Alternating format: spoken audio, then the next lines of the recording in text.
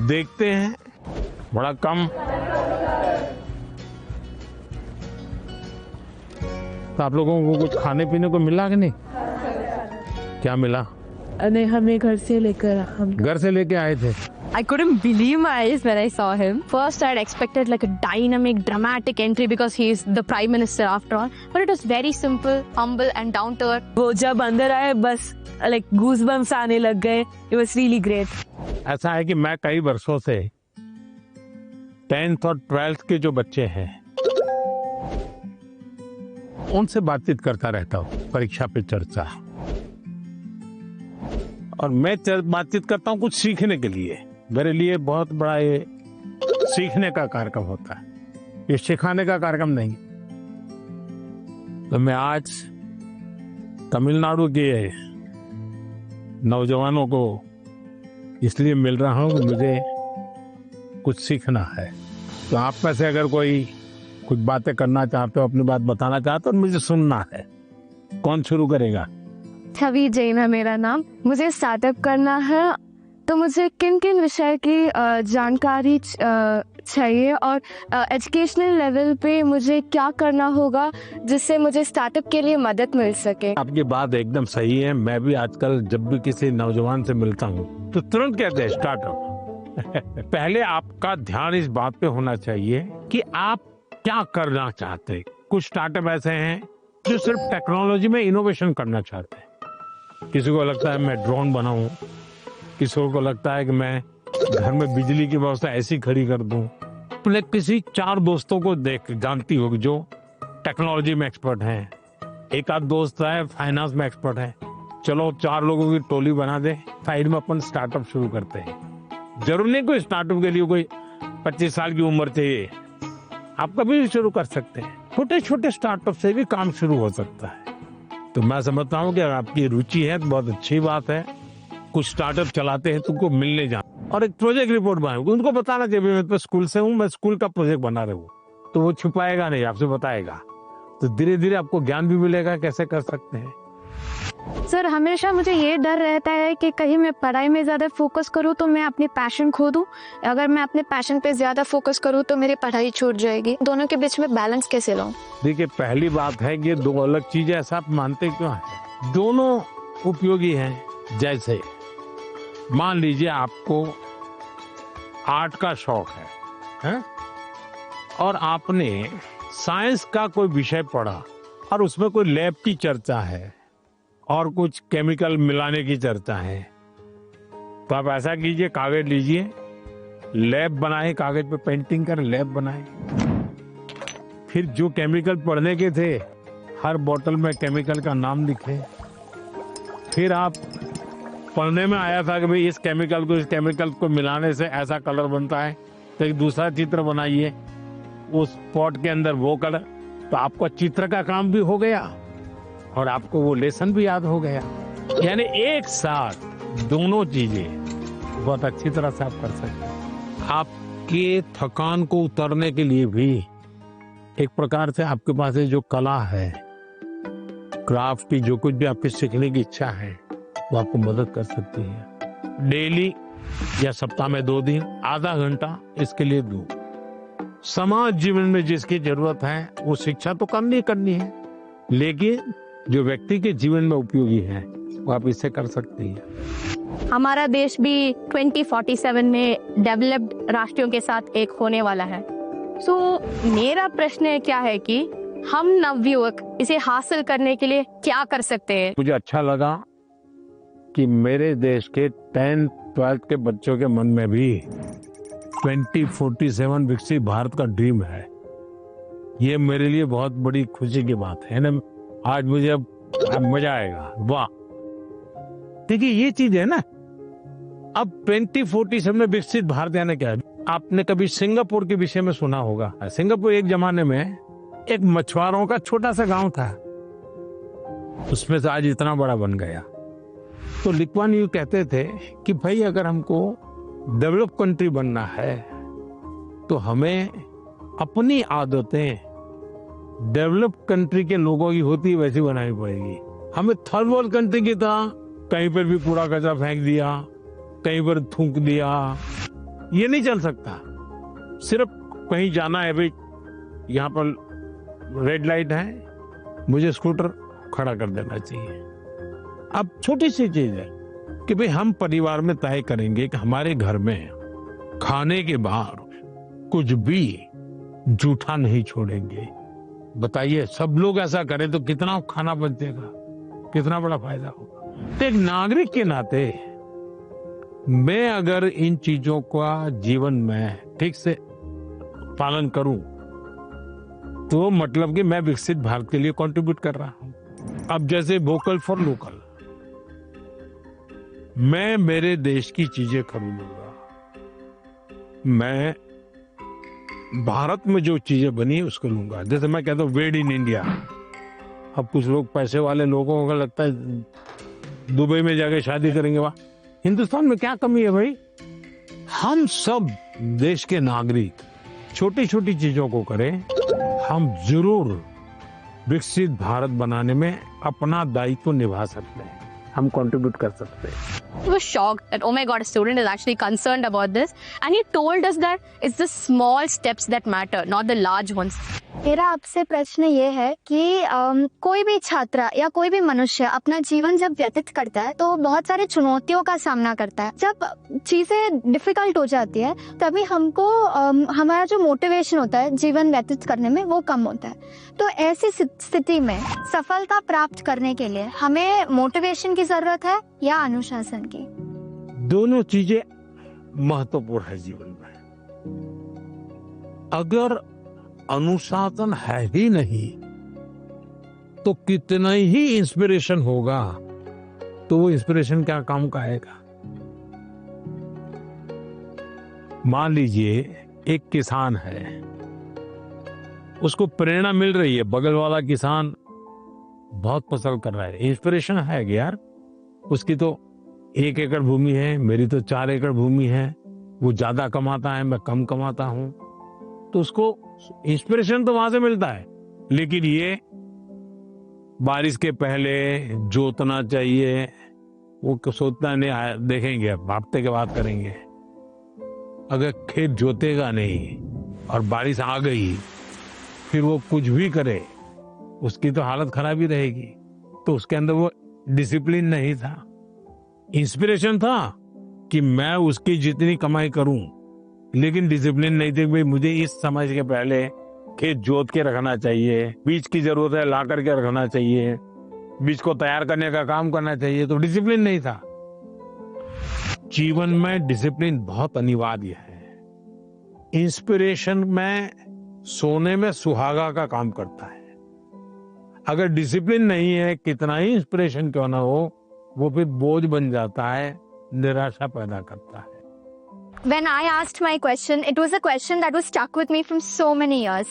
Now, finally, I feel great and honored to get a clarity from a person who I've looked up to. Sir, आजकल के ज़माने में AI का प्रभाव बढ़ते ही जा रहा है।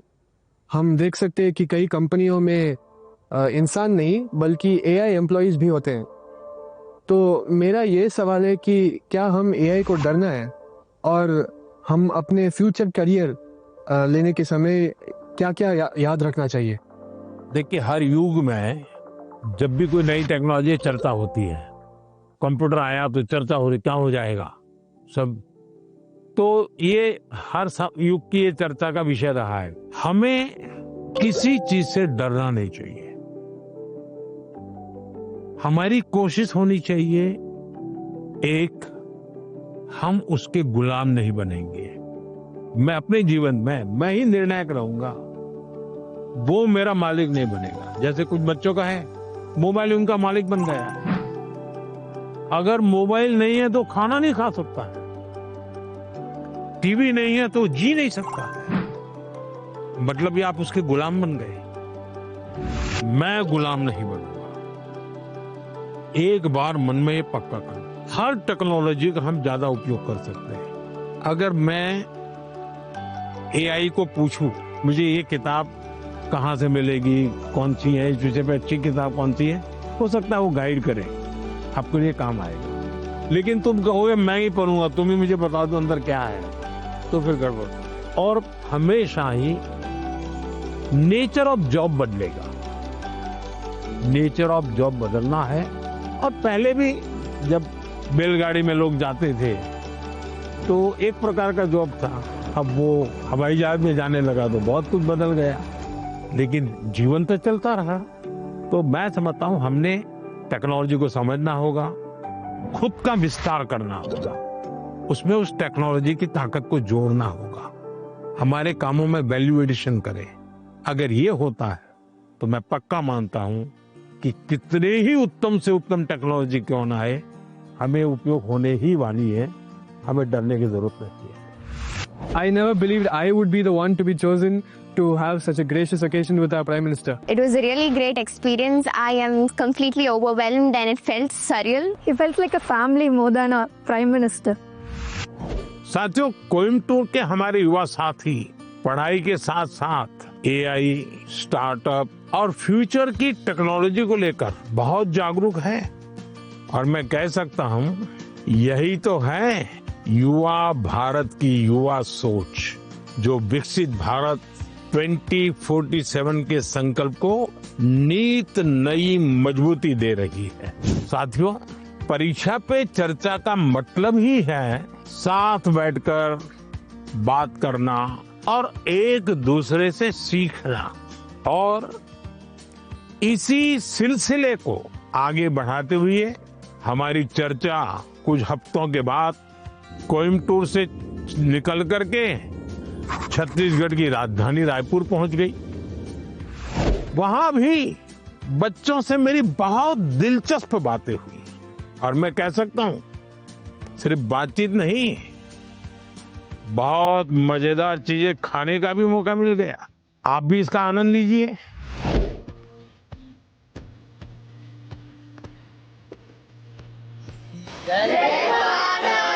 जय जोहार। कुछ खिलाया पिलाया कि नहीं? हाँ, आप भी बहुत सारी मीटिंग्स अटेंड करके आए हैं, आप भी हमारे यहाँ का खाना चाहेंगे? कैसे बनता है? सर, ये बेसन को गोल गोल आकार देके उसको तलते हैं। अच्छा, और ये नमकीन होता है। तो कब खाते हैं लोग? सर, दिवाली के टाइम। दिवाली टाइम में खाते हैं? ज्यादातर दिवाली टाइम पे बनता महाराष्ट्र में इसको क्या कहते हैं? है। महाराष्ट्र में ऐसा ही बनता हो, चकली कहते हैं। हाँ सर। ये क्या है? सर, ये खूरमी है। हाँ। हमारी गुड़ से बनती है, आटे से बनती है, सूजी से बनती है।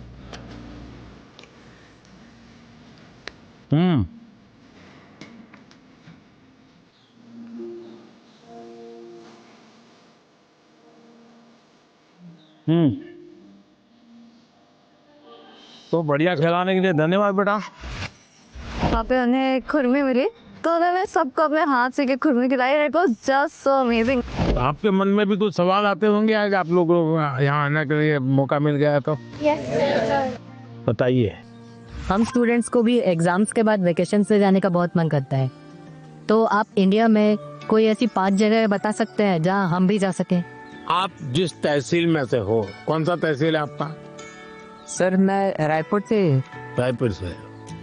रायपुर तहसील में कौन कौन सी चीजें हैं, इसका जरा लिस्ट बनाओ। 1 घंटा लगेगा, 2 घंटे लगेंगे, जाऊंगा।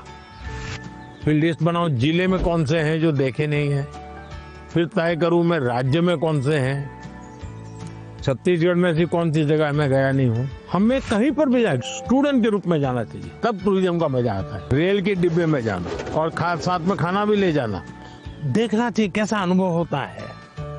भीड़ होती है, क्या होता है, लोग बातें करते हैं, क्या करते हैं, इसका एक आनंद होता है, जीवन में सीखने को मिलता है।